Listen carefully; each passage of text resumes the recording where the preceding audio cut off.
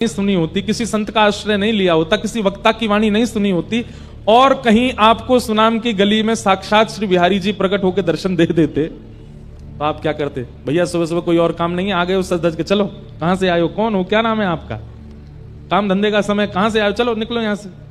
बिहारी जी कहेंगे वाह भाई, हमें जाने ही ना है, हम तो प्रेम ही ना है, हमें भरोसा ना आया है। ये विश्वास, ये रूप माधुरी का दर्शन, ये उनके प्रति समर्पण कौन करवाता है? कथा ही तो करवाती है, कोई भक्ति तो करवाता है। ठाकुर जी बोले युधिष्ठिर के चित्त में जो अविश्वास प्रकट हुआ है, इसको विश्वास में परिवर्तित करने के लिए अब कोई भक्त का आश्रय लेना पड़ेगा। तभी भगवान को याद आया कि ओहो, बाणों की सैया पर लेटे मेरी प्रतीक्षा कर रहे हैं भीष्म पितामह, चलो उनके पास। और भगवान पांडवों को लेकर के भीष्म पितामह के पास गए। भीष्म पितामह को इच्छा मृत्यु का वरदान है, इच्छा मृत्यु का वरदान। इच्छा मृत्यु का वरदान मतलब जब तक वो ना चाहें, चाहे शरीर बीच से अलग कर दिया जाए, मरेंगे नहीं। छन्नी तो बना ही दिया, रोम रोम में बाण लगा है भीष्म पितामह के, बाणों की सैया पर लेटे हैं, लेकिन प्राण नहीं गए। क्यों? उन्होंने इच्छा मृत्यु के वरदान को सार्थक किया। और क्या विचार करके सार्थक किया? कि मैं ऐसे प्राण नहीं त्यागूंगा। मेरे प्राण कब निकलेंगे? बोले शंख चक्र गदा पद्मधारी द्वारिकाधीश मेरे सामने खड़े होंगे, उनके नेत्रों में मैं निहार रहा हूंगा, उनसे दो बातें हृदय की कर लूंगा, उसके बाद मेरे प्राण निकलेंगे। अब उससे पहले चाहे मेरे शरीर को कोई बीच से काट दे, मेरे प्राण नहीं निकलेंगे। मृत्यु देवी सामने खड़ी है हाथ जोड़ करके, महाराज आपके रोम रोम में बाण लगा है, रक्त की एक बूंद नहीं बची है अंदर, अब तो मुझे आज्ञा दीजिए कि मैं आपको ले चलूं। भीष्म पितामह बोले खड़ी रहे, जब तक श्याम सुंदर नहीं आएंगे उनका दर्शन नहीं कर लूंगा, प्राण नहीं त्यागूंगा मैं। मैं एक बात कहता हूं बंधुओं कि इच्छा मृत्यु का वरदान प्रत्येक मानव को मिला हुआ है। ध्यान से सुनिएगा, इच्छा मृत्यु का वरदान प्रत्येक मानव को मिला है। लेकिन बात यहां अटक जाती है कि मानव ने कभी मृत्यु की इच्छा ही प्रकट नहीं की। कोई भी व्यक्ति मृत्यु की इच्छा प्रकट करता ही नहीं, उसको जीवन की ही इच्छा है, जीवित रहने की ही इच्छा है। सब लोग इधर देखिए, बहुत सावधानी से सुनिएगा। हमारे ब्रज के रसिक संतों ने, हमारे भारत के श्रेष्ठ ऋषियों ने अधिकतर इच्छा से ही प्राण त्यागे।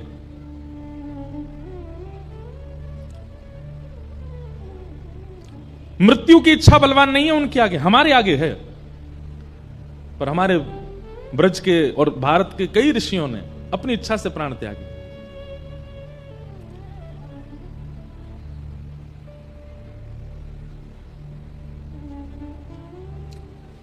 कई संतों ने अपने शिष्यों को बुला करके अपनी अंतिम इच्छाएं बता दी। कई महापुरुषों ने अपने प्राण त्यागने से 2 दिन पहले मौन धारण कर लिया, एकांत में चले गए।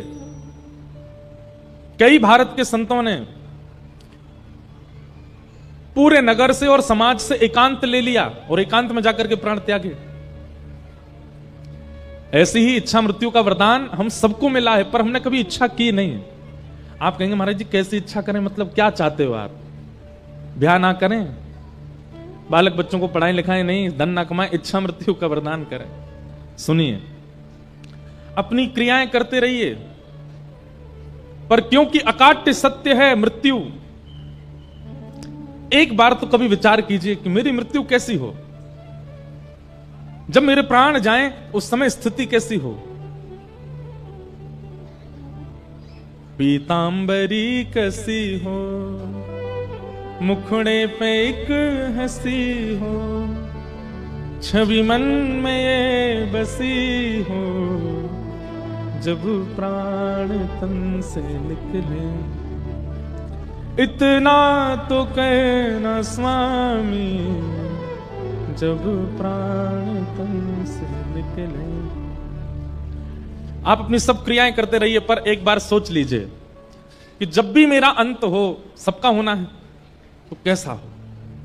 और अभी कम अवस्था में ही विचार कर लोगे और नित्य विचार करते रहोगे, नित्य विचार करते रहोगे, तो फिर ठाकुर जी योजना बनाएंगे, आपका अंतिम समय वैसे ही जाएगा जैसा आपने विचार किया। पर हमने कभी विचार किया ही नहीं कि हमारा अंतिम काल कैसे जाए, इसीलिए अधिकतर या तो हॉस्पिटलों में जाता है, या तो दवाइयों के बीच में जाता है, वेंटिलेटर पे जाता है, कहीं भी चले जाते हैं। इस प्रकार से प्राण जाएं, उससे अच्छा तो विचार कर लो।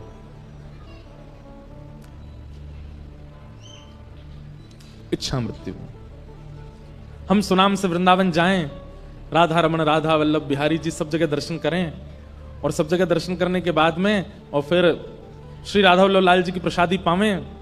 वहीं पर एक रसिक महापुरुष की कथा चल रही हो, उनकी कथा श्रवण कर लें, वृंदावन की परिक्रमा करें, ब्रजरज माथे से लगावें, खूब हरिनाम संकीर्तन करते हुए नृत्य करें। सायंकाल का समय हो जाए, सूर्यास्त हो रहा हो, लोग दीपदान कर रहे हैं यमुना जी में, और हम श्री यमुना जी के तट पर बैठे हैं, रज में सुख आसन में बैठे हैं, नेत्र बंद हो जाएं, और तभी श्री प्रियालाल जी के सुंदर अंग की सुगंध नाक में आने लगे। नेत्र खोल करके देखें तो सामने श्याम वर्ण की श्री यमुना जी में से दिव्य ठाकुर जी का स्वरूप प्रकट हो जाए। श्री प्रिया प्रियतम युगल सरकार का नित्य दर्शन एक क्षण के लिए, एक झलक बस हमको दिखे, और उसी समय श्री धाम में ही हमारे प्राण चले जाए, ऐसा विचार कर लिया। हम कथा सुन रहे हो, आदि आदि जैसा आपको प्रिय लगे। लोग इतने ज्यादा खतरनाक हैं संसार के। एक बार मैं ये बात बोल रहा था कथा में, तो एक बालक आया अगले दिन मेरे पास। बालक नहीं था 25-26 साल का। मैंने क्या बात है भाई, सब लोग अपने अपने भाव बताते हैं। बोले महाराज जी कल आप कह रहे थे इच्छा मृत्यु का वरदान। मैंने हाँ। बोले मैंने भी सोचा, कल रात भर सोचा मेरी इच्छा मृत्यु कैसी हो। मैंने कैसी हो भाई? बोले महाराज जी दुबई में मेरा बहुत बड़ा बंगला बन जाए, करोड़ों की मुझ पर 5-6 गाड़ियां हों, और भगवत कृपा से मेरे 2-3 ब्याह हो जाए। मैंने कहा वाह भाई। मैंने कहा और? बोले मेरी मनचाही वस्तु जो मैं पाना चाहता हूं उसको मैं खा लूं, खा करके मेरा पेट भरा हो, गाड़ियों की इच्छा, घर की इच्छा, धन की इच्छा, पत्नी की इच्छा, बच्चों की इच्छा सब पूरी करके खूब प्रसाद पा करके यहां तक अपना पेट भरूं, और महाराज सभी मेरे प्राण निकल जाएं। मैंने कहा भाग जा, दिखना नहीं मुझको। लोग इतने खतरनाक हैं कि वो संसार के विषयों को सोच के भी प्राण त्यागने में राजी हैं। नरक ही मिलेगा अगर ऐसा कुछ सोचा तो, क्योंकि इच्छा मृत्यु निश्चित है। ये बात हम व्यासमंच से बैठ के कह रहे हैं। अगर विचार कर लिया और नित्य अपने भजन से पहले नित्य चिंतन किया जाए, मेरे अंतिम काल ऐसा हो, और फिर उसके बाद अपना साधन करें, अपना भजन करें, अपना गुरु मंत्र करे, अपना नाम जप करे, नित्य इसी प्रकार की क्रिया करता रहे, उसका अंत फिर वैसा ही होगा जैसा उसने सोचा है। इसलिए आप सब कथा में बैठे हो, कथा श्रवण कर रहे हो, एक सुंदर इच्छा मृत्यु का विचार कीजिए कैसी हो। यहां से बाहर मृत्यु की चर्चा करना अपशगुन है। पंडाल से बाहर मृत्यु की बात करो तो लोग बात कहते हैं भाई ऐसी गलत बात नहीं करते, पर यहां मृत्यु की बात करना ही सगुन है। श्रीमद् भागवत तो मरना ही सिखाती है कि मृत्यु कैसी हो। हम तो भीष्म पितामह को अपना आइडल मानते हैं। कितनी भी पीड़ा आई हो, कितने भी संकट आए हो, लेकिन उन्होंने अपनी इच्छा मृत्यु को बरकरार रखा। भले ही कौरवों के संग में रहे, भले ही खूब सुनना पड़ा ठाकुर जी से, लेकिन फिर भी इच्छा मृत्यु, मृत्यु हो तो भीष्म पितामह जैसी, अंत भला तो सब भला। जीवन में आपने क्या किया संसार के लोग सब भूल जाएंगे, पर अंत आपका कैसा था सब याद रखेंगे। भीष्म पितामह का अंत श्रेष्ठ था।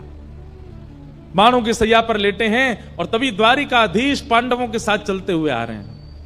भीष्म पितामह प्रसन्न हो गए, बस मैं अब अपने इच्छा पूरी करूंगा। ठाकुर जी सामने आकर के खड़े हुए। भीष्म पितामह बोले बस, सदैव देवो भगवान प्रतीक्षता। बहुत ध्यान से सुनिए, इतना प्यारा श्लोक है ये। सदैव देवो भगवान प्रतीक्षता, कलेवरम यावदिदं हनोम्य, प्रसन्नहासारुणलोचलोलस, मुखाम्भुजो ध्यान पतश्चतुर्भुज। कभी कभी मन करता, हम कैसे बोलेंगे ऐसे ठाकुर जी से? क्या कह रहे हैं भीष्म पितामह? जैसे ही ठाकुर जी सामने आके खड़े हुए तो ठाकुर जी का स्वभाव है, टिकते तो है नहीं, न क्यों हिल रहे हैं, ऐसे हिल रहे हैं, कभी आंख झपक रहे हैं, कभी ए अर्जुन इधर आ, इधर आ, कभी युधिष्ठिर को बुला रहे हैं, कभी नकुल सहदेव को खींच रहे हैं, द्रौपदी से कह रहे हैं तू भी इधर आ। भीष्म पितामह बोले बहुत देर हो गई नाटक करते करते, सीधे खड़े रहो मेरे सामने, ये हिलो डुलो नहीं ज्यादा, मेरे पास समय बहुत कम है। भगवान स्थिर हो गए। ठाकुर जी बोले क्यों? बोले आपको देखते देखते मैं अपने प्राण त्यागने वाला हूं, और जब तक मेरे प्राण नहीं निकले आंख की पलक भी नहीं गिरनी चाहिए आपकी। डांट करके बोल रहे हैं ठाकुर जी को, हिलो नहीं। ठाकुर जी बोले भाई तुझे इच्छा मृत्यु का वरदान, तेने कहीं 10 साल तक सोच ली कि मरना ही नहीं है तो? पितामह भीष्म बोले तो फिर 10 साल खड़े ही रहना, आपको निहारता रहो। अब ना मैं पलक झपकूंगा ना आप झपको, बहुत देर हो गई, बहुत समय निकल गया, बहुत मुश्किल से हाथ पड़े हो, अब अपने जीवन के अंत को मैं सफल बनाऊंगा, मेरे सामने स्थिर होकर खड़े हो जाइए। तो कहते हैं ठाकुर जी का मुख थोड़ा सा मुरझा गया। जैसे जबरदस्ती किसी को खड़ा कर दो तो उसके मुख से पता चल जाता है कि जबरदस्ती करिए इसके संग। कई बार ब्याहों में देखते हो ना, दुल्हा खुश ही नहीं लगता, पता चल जाती है कि जबरदस्ती करवा रहे हैं। दुल्हन खुश नहीं लगती, दुल्हन पता चल जाएगा जबरदस्ती हो रही है। ठीक जैसे जबरदस्ती वाला दुल्हा जैसा लगता ना, वैसे ठाकुर जी हो गए। मुकुट तो पहना है, मोर पिच तो लगाया, श्रृंगार तो किया, पर चेहरे पर नए को प्रसन्नता नहीं। भीष्म पितामह बोले अरे अरे अरे ये क्या हो रहा है? ठाकुर जी बोले अब क्या हो गया? ये मुखमंडल की मुस्कान कहां चली गई आपकी? ठाकुर जी बोले हमको घबराहट हो रही है, तुम कब प्राण त्यागोगे, हम कब तक खड़े रहेंगे यहां पे? बोले बस इतने में ही घबरा गए? और खुद जो हमको 84 लाखों में नचाते रहते हो उसमें तब घबराहट नहीं होती आपको? जैसे तैसे हाथ पड़े हो मेरे सामने खड़े रहो। और कैसे खड़े हो? बोले प्रसन्न हासारुणलोचनोल्लसत् शब्द है। भीष्म पितामह कहते हैं प्रसन्न हो जाइए, आपके ये दो जो कपोल हैं ये गुलाब जामुन की तरह फूल जाने चाहिए, इतनी जोर से प्रसन्न होइए। और ऐसी स्थिति में आपको देखते हुए मैं अपने प्राण त्यागूंगा। भगवान जबरदस्ती मुस्कुरा रहे हैं, ले भैया देख ले। और भीष्म पितामह ठाकुर जी को देखते हैं, नेत्र सजल हो गए। और भीष्म पितामह ने भगवान की स्तुति गाई। इतिमति रूप कल्पिता वितृष्णा भगवत सात्वत पुंगवे विभुम्ने स्वसुखम उपगते क्वचिद विहर्तुम प्रकृतिमुपेयुष यद्भव प्रवाह त्रिभुवन कमनम तमाल वर्णम रविकर गौरवरांबरम दधाने वपुरल ककुलावृतान नाब्जम विजय सखेरतिरस्तु मेन वद्य। बहुत सुंदर स्तुति है भीष्म पितामह की। अनेक बार मैंने विस्तार किया है भीष्म स्तुति का, लेकिन अंतिम श्लोक कहूं। भीष्म पितामह क्या कहते हैं? ललित गति विलास वल गुहास प्रणय निरीक्षण कल्पितो रुमान कृतमनुकृतवत्य उन्मदान्ध प्रकृति मगन किलयस्य गोपवध्व। सब लोग इधर देखो। भीष्म पितामह कह रहे हैं, हे नाथ, मैंने आपके सारे रूप देख लिए। कौन कौन से? आपका चतुर्भुज रूप देखा, आपका विराट रूप देखा, आपका सहस्त्र शीर्षा पुरुखा सहस्त्राक्षः सहस्त्रपाद वो रूप भी देखा, जहां आपके 1000 मुख, 1000 हाथ, 1000 पैर। और जब महाभारत का युद्ध प्रारंभ हुआ तब आपका वो रूप भी मैंने देखा। बोले कौन सा रूप? बोले सपदि सखी बचो निशम्य मध्य निज परयोर वलयोर रथम निमेश्य। जब रणभूमि के मध्य में आप अर्जुन के रथ को हाँकते थे, घोड़ों के पैरों से उड़ने वाली धूल आपके मुख पे आती थी, और आप लगाम पकड़ करके अपनी बाजू से अपने माथे के बालों को दूर करते थे। शंख चक्र गदा पद्म वाले के हाथ में जब चाबुक और रस्सी देखी मैंने कहा वाह कन्हैया, तेरे ये रूप भी अद्भुत है। मैंने सारे रूप देख लिए आपके, पर एक रूप देखने की मेरी अभिलाषा है। भीष्म पितामह बोले, भगवान बोले कौन सा रूप? तब यहां पर कितना सुंदर शब्द है। बोले ललित गति विलास बल गुहास। आप जब ललित गति से चलते हो, ललित गति कैसी है? एक पैर यहां रखते हैं तो दूसरा पैर उसके सामने नहीं रखते, थोड़ा तिरछा रखते हैं, जैसे बांके बिहारी खड़े हैं, ये चलते भी ऐसे ही हैं। ऐसे पांव, यहां पांव, कमर भी मटकेगी, पैरों मटकेंगे, सिर भी मटकेगो, सुंदर केश भी झूमेंगे, सुंदर मुकुट पे पाग पे लगी भाई जो लटकन है वो भी हिलेगी। ललित गति विलास वल्गुहास, आप जब ललित गति से विलास करते हुए चलते हो, कभी मधुमंगल के कंधे पर हाथ रख के हंसते हो, कभी श्रीदामा को गले में लेकर के हंसते हो, कभी तन सुखा पर अपना पूरा भार धर देते हो। आपकी जो वो वृंदावन की ललित गति है ना नाथ, मुझे उसका दर्शन करना। और ललित गति विलास वल्गुहास प्रणय निरीक्षण कल्पितो रुमान कृतमनुकृतवत्य उन्मदांध। जैसे ब्रज की गोपियां वो आपको भिन्न भिन्न रूप बना देती हैं। कैसे? कोई गोपी कहती है लाला तैने मेरे घर को माखन खाया और चल मैं तो पकड़ के ले चलूं यशोदा के पास, तो आप उसके चरणों में गिर जाते हो, अरे भाभी तू जो कहेगी सो करूंगा, लेकिन मैया के पास मत ले चल। तो वो गोपी कहती है अच्छा जो कहूंगी सो करोगे? बोले हाँ बैठो मेरे सामने। आप उसके सामने थर थर कांपते हुए बैठ जाते हो, कहा करनो है? तो चल लाला एक काम कर, बोले का रसोई घर में जा रोटी लेके आ और रोटी पर एक मक्खन धर के ला। अरे भाभी तू तो बड़ी अच्छी है, मुंह भोजन करावेगी? बोले ना लेके आ, लाके मुंह खवा।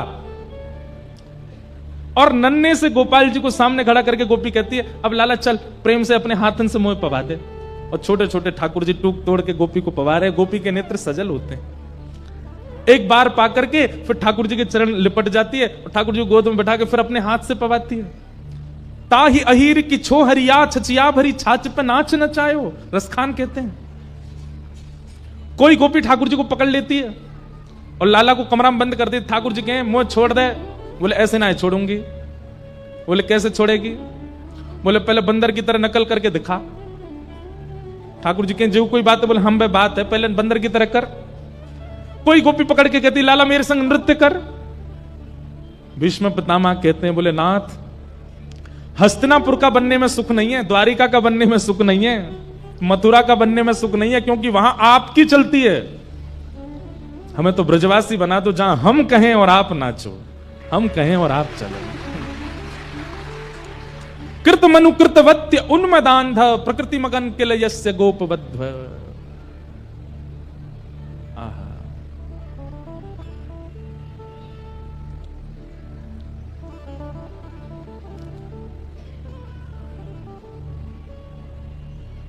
वो ललित गति का मुझे दर्शन करना है। हमारे अष्ट साहब के सखा गाते हैं सब ही अंग को बाको गिरधर सब ही अंग को बाको। एक भी अंग ठाकुर जी का सीधा नहीं है, सब ही अंग को बांको। बाकी चाल चलत गोकुल में, बाकी चाल चलत गोकुल में, छैल छबीलौता को गिरधर सब ही अंग को बांको। हे नाथ मुझ पर कृपा कर दीजिए, मेरे इस अंतिम काल में आपने दर्शन दिया मुझको, इससे मैं बहुत प्रसन्न हूं। पर मैं जाते जाते आपसे मांगना चाहता हूं कि अगला जन्म मुझे वैकुंठ में मत भेजना, स्वर्ग में मत भेजना, अन्य किसी लोक में मत भेजना, मुझे ब्रज वृंदावन में भेज देना, ताकि मैं आपकी ललित गति की चाल देख सकूं। एक गोपी बनकर के मैं भी मक्खन जमाऊं, मैं भी दही बिलो करके मक्खन निकारूं। भीष्म पितामह कह रहे हैं, और मैं भी अपने छीका पे मक्खन धरते भय सोचूं कि यार छीका को एक नीचो कर दूं, ताकि कन्हैया आवे तो वह को चोरी करवे में दिक्कत नहीं हो, मुख वो गोपी बना दो।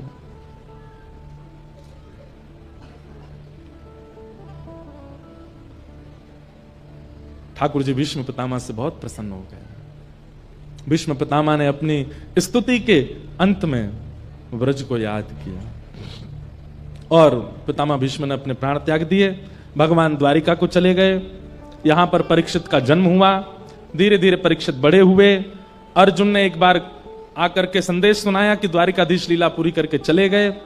परीक्षित को राज्य गद्दी पर बिठा करके पांचों पांडव स्वर्गारोहण को चले गए। परीक्षित की आयु ज्यादा बड़ी नहीं, छोटे से थे।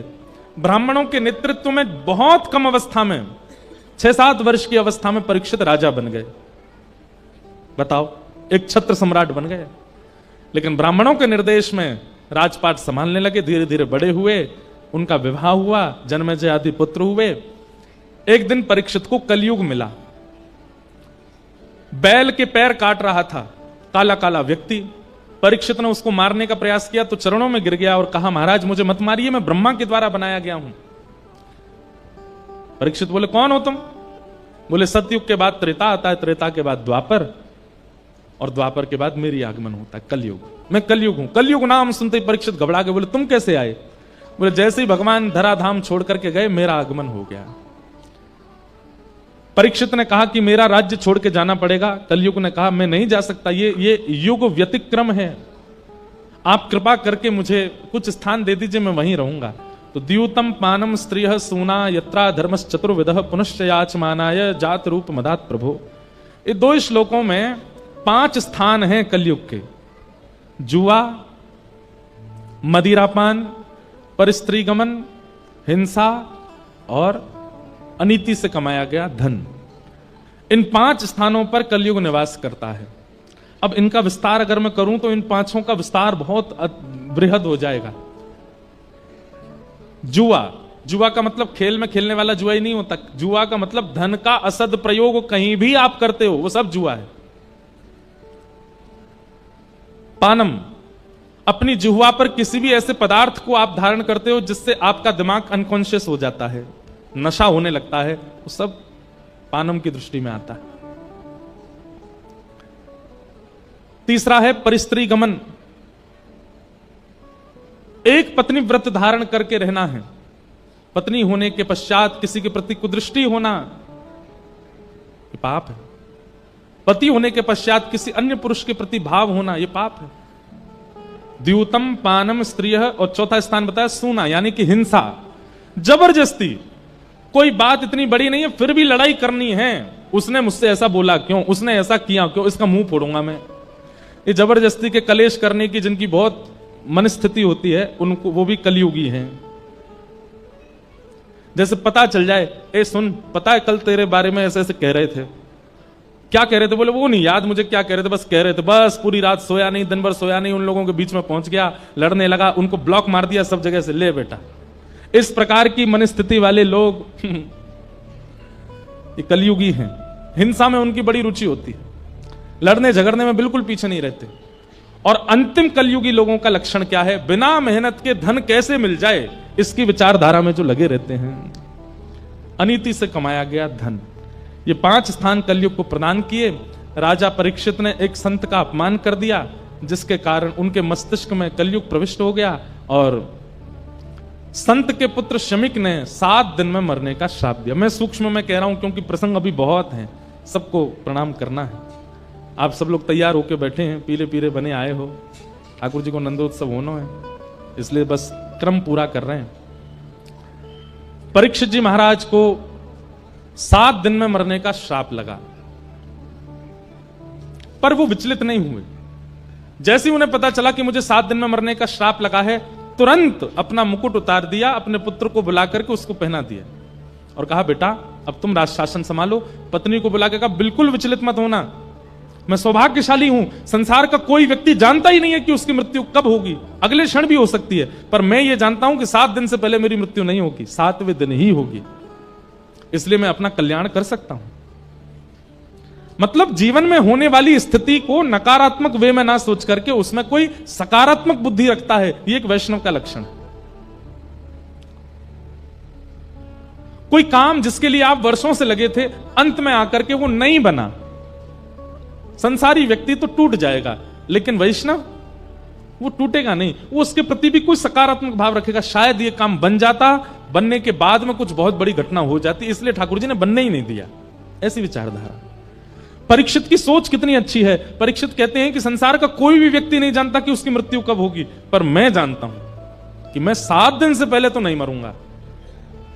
इसलिए देवी, इन 7 दिनों को मैं भगवत अर्पित करना चाहता हूं, मुझे आज्ञा दो। पत्नी की आज्ञा लेकर के परीक्षित वन में चले गए, और वन में उन्हें श्री अनेक संत मिले। तभी वहां श्री सुखदेव जी का आगमन हुआ। बोलो सुखदेव जी महाराज की। सुखदेव जी महाराज जैसे आकर के मंच पर विराजमान हुए, परीक्षित ने चरणों में प्रार्थना करते हुए कहा, महाराज जल्दी मरने वाले की मुक्ति का उपाय बताओ। जिसके जीवन के केवल 7 दिन बचे हैं, उसको मुक्ति प्राप्त करने के लिए क्या करना चाहिए, कृपा कर आप मुझे आज्ञा दें। और यहां से श्री सुखदेव जी बोलना प्रारंभ करते हैं। अब देखो एक बात सुनिएगा, सब लोग इधर देखो, सावधानी से सुनो। सुखदेव जी का प्रसंग अब प्रारंभ हो रहा है। कोई भी साधु, कोई भी संत, कोई भी वक्ता, कोई भी वैष्णव यदि कभी कुछ कहने जाता है ना, उसका स्वभाव है वो पहले अपने इष्ट को वंदन करेगा, उसके बाद ही कुछ बोलेगा। हम कथा प्रारंभ करते हैं उससे पहले अपनी परंपरा से जो पूज्य पिताजी महाराज व्यास मंच पे मंगलाचरण करते हैं वही मंगलाचरण करेंगे। आप सब लोग प्रणाम करके चले जाते, उसके बाद हम 5-6 श्लोक बोलते हैं, उसके बाद कीर्तन कराते हैं, फिर कथा प्रारंभ करते हैं, सीधे कहना नहीं शुरू कर देते। लेकिन यहां पर एक आश्चर्य हुआ कि सुखदेव जी महाराज मंच पर बैठे और परीक्षित ने जिज्ञासा की, जल्दी मरने वाले की मुक्ति का उपाय बताओ। इन्होंने ना तो इष्ट को प्रणाम किया, ना अपने गुरु को प्रणाम किया, ना किसी परंपरा के श्लोकों का स्तवन किया, सीधे उसको उत्तर देना प्रारंभ कर दिया कि वरीयाने शते प्रश्न क्रतो लोक हितम नृप आत्मविद सम्मत पुंसाम। वरीयाने शते प्रश्न क्रतो लोक हितम नृप आत्मविद सम्मतः पुंसाम श्रोतव्यादिषु यः परः। इसका मतलब क्या है? अगर वैष्णव बिना इष्ट को प्रणाम करने बोलने लग जाए तो हो सकता है कहीं ना कहीं वो हमारे किसी भाव से अप्रसन्न है, या फिर हमने जो जिज्ञासा की है वो जिज्ञासा उचित नहीं है, इसीलिए। और वही बात हुई। सुखदेव जी महाराज कहते हैं, बोले राजन, तुमने जो ये प्रश्न किया है ना, जल्दी मरने वाले की मुक्ति का उपाय क्या है, अगर तुमने लोक हित के लिए यह प्रश्न किया है, संसार के लिए यह प्रश्न किया है कि संसार के जो लोग जल्दी मरने वाले हैं वो अपनी मुक्ति कैसे प्राप्त करें, तो तुम्हारा प्रश्न अच्छा है। लेकिन अगर यह प्रश्न कहीं तुमने अपने लिए किया है तो यह उचित नहीं है। परीक्षित बोले, मतलब 7 दिन में मेरी मृत्यु होनी, मैं अपने लिए ही तो पूछूंगा। मैंने संसार के लिए पूछा हो तो यह प्रश्न अच्छा है, अपने लिए अगर पूछ रहा हूं तो गलत है। इस बात का क्या मतलब हुआ? जो लोग आ रहे हैं, जा रहे हैं, उठ रहे हैं, बैठ रहे हैं, हमारी प्रार्थना है पीछे वाले लोग इतने शांति से कथा सुनते हैं, आगे वाले लोग एक तो लेट आते हैं और फिर आके उठ के और भागते हैं, सबको डिस्टर्ब करते हैं। ये देखो पीछे वाले ताली बजा रहे हैं, कोई नहीं, हम तुमको ही कथा सुना रहे हैं, बिल्कुल। आगे वाले तो बैठ जाते हैं बस।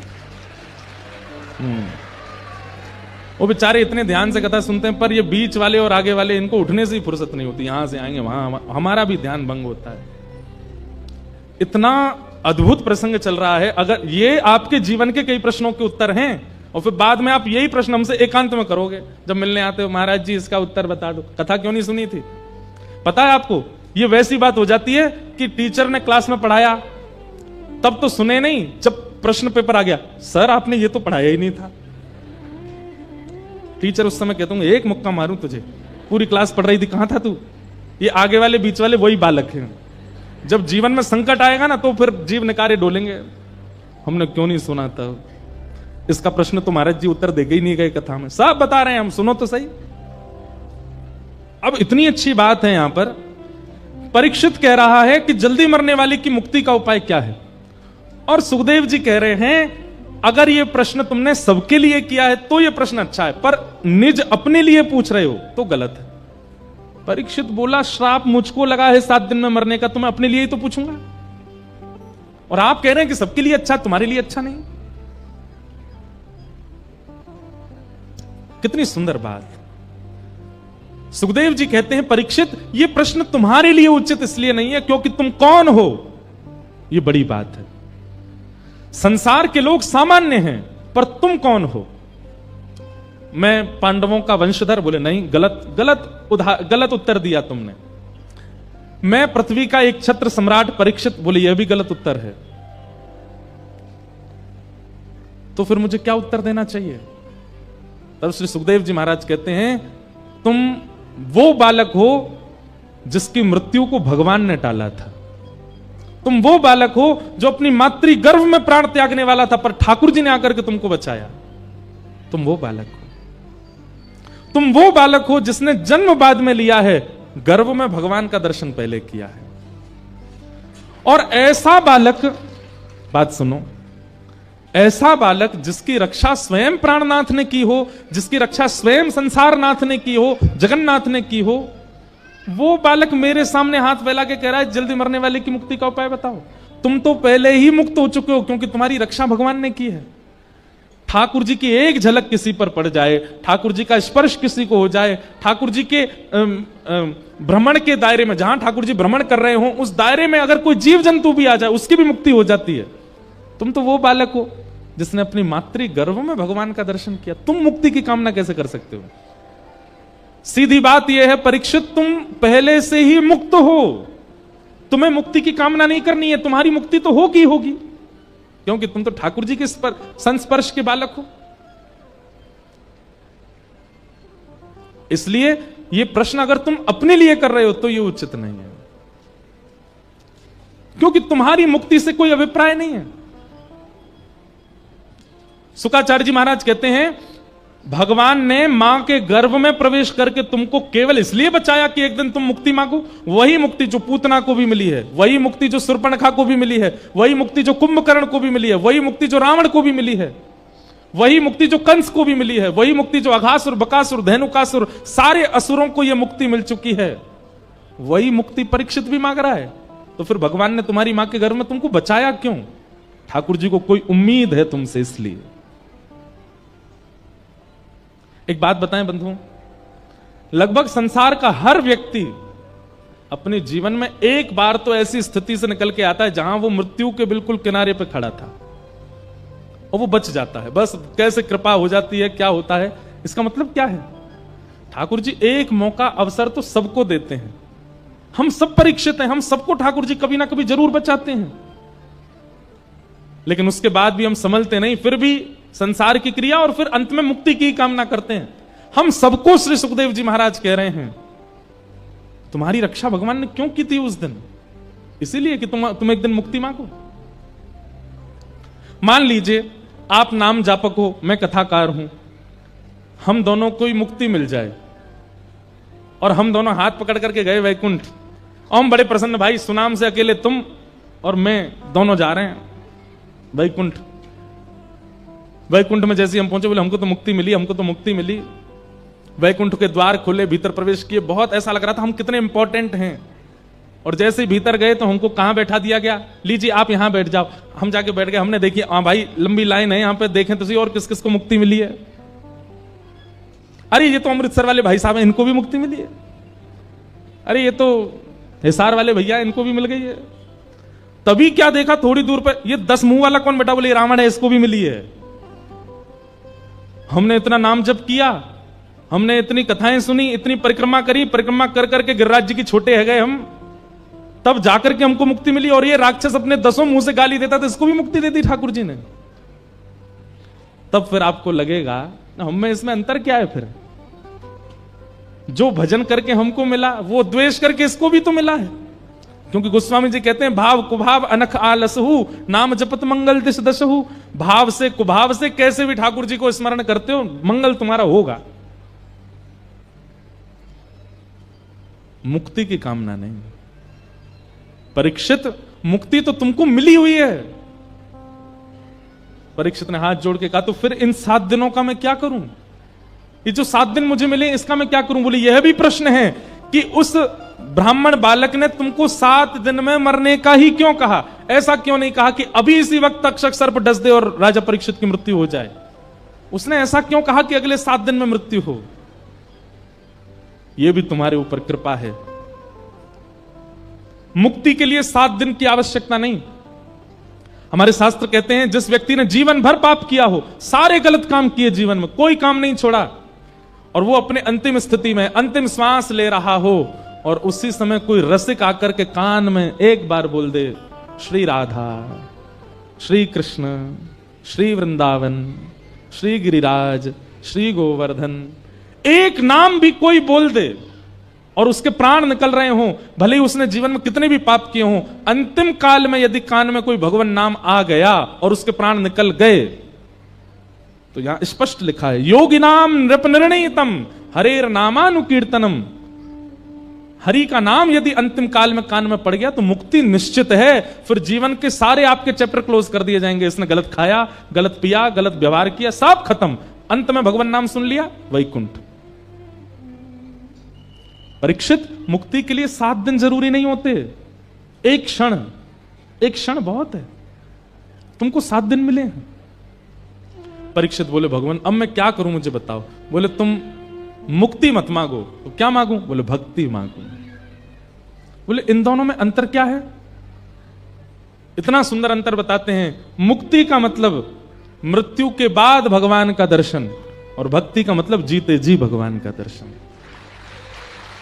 अब तुम्हारा उद्देश्य यह नहीं होना चाहिए कि 7 दिन बाद तक्षक सर्प डसे और विमान आए और तुमको वैकुंठ ले जाए। तुम्हारा उद्देश्य अब यह होना चाहिए 7 दिन बाद तक्षक सर्प आए, उससे पहले शंख चक्र गदा पद्मधारी श्रीमन नारायण आ जाएं और जीवित अवस्था में तुमको दर्शन दे दें, उसके बाद तुम्हारी मृत्यु हो। तुम्हारा उद्देश्य यह होना चाहिए। अपनी जीवित अवस्था में प्राण वायु भीतर है, नेत्र खुले हों, कान खुले हों, और उस क्षण ठाकुर जी दिखें, फिर प्राण त्यागें। हमारी स्थिति क्या? प्राण त्यागने के बाद भगवान से मिलना है? नहीं, जीवित अवस्था में मिलना है। और प्राण त्यागने के बाद भगवत दर्शन को मुक्ति, जीवित अवस्था में भगवत दर्शन को भक्ति। भक्ति मांगो।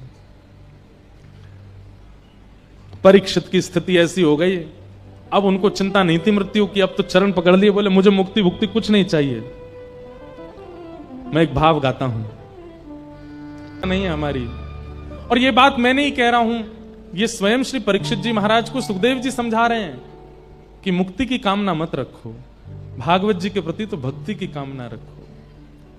और केवल ये कामना रखनी है कि मृत्यु हो उससे पहले एक बार बस ठाकुर जी प्रसन्न होकर कह दें कि हां मैंने तू स्वीकार कर लियो, बस। फिर चाहे प्राण चले जाएं।